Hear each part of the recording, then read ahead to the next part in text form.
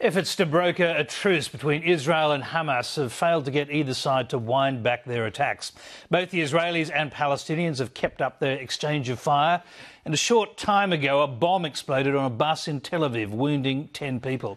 Israel is still sending more troops to the border, as ABC correspondent Philip Williams reports from Ashkelon. At one stage on Tuesday, it seemed a ceasefire was imminent, but come nightfall, there were still no signs of peace. Israel targeted 100 sites during the night in Gaza, including a media building which it said housed a Hamas intelligence centre.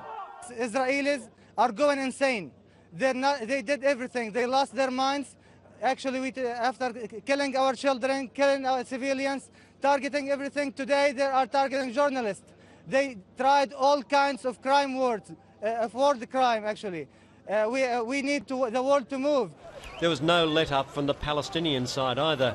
More than 100 rockets were fired into Israel, including one which hit an apartment block just to the south of Tel Aviv. This was the furthest strike from the Hamas inside Israel over the last 7 days. And our units are continuing to be on standby and prepared for these types of strikes in the centre of civilian areas. No one died in that strike, but an Israeli soldier was killed on the border and a civilian contractor killed in another attack. And a short time ago, a bus in central Tel Aviv was bombed. There are a number of injuries. Hamas has claimed responsibility for that attack in the commercial heart of Israel. And it's not just cross-border violence. Hamas gunmen killed 6 people they said were collaborating with Israel. As a warning to others, one of the victims had his body dragged through the streets of Gaza City. International efforts to stop the violence have been picking up pace. The UN Secretary-General followed up on his mediation efforts in Cairo with a trip to Jerusalem.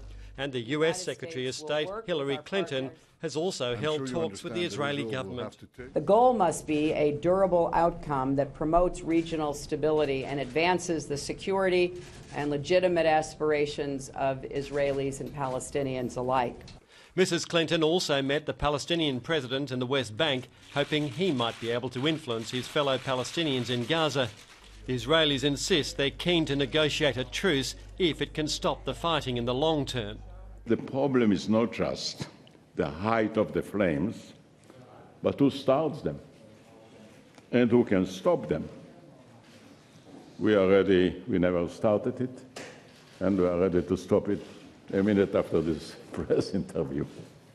But while Israel is continuing peace talks, they're also preparing to expand the conflict. The Israeli military has dropped leaflets on areas around the edge of the Gaza Strip, warning residents to evacuate. They've been advised to seek shelter in the centre of Gaza City.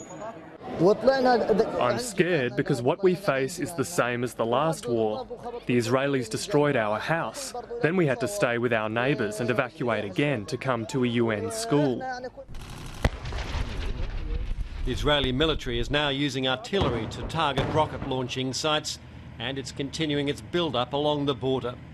This is a message the Israeli government wants Hamas to clearly understand, that the troops are ready and preparing for close-quarter battle in Gaza. Thousands of regular soldiers from across the country are joining their units, their numbers bolstered by many more reservists. This is what we do. We are warriors, we are soldiers, and it's our duty to defend and protect our families and our border and our country. I think we need to speak, we need to be more peaceful, and that's what I'm thinking. But you don't have a choice, do you? I don't have a choice, and I don't think what we're doing now is the solution. While the peace negotiations continue in Cairo, so too are preparations for war continuing here in Israel. No one knows what's going to happen in the next few days. Philip Williams, Lateline.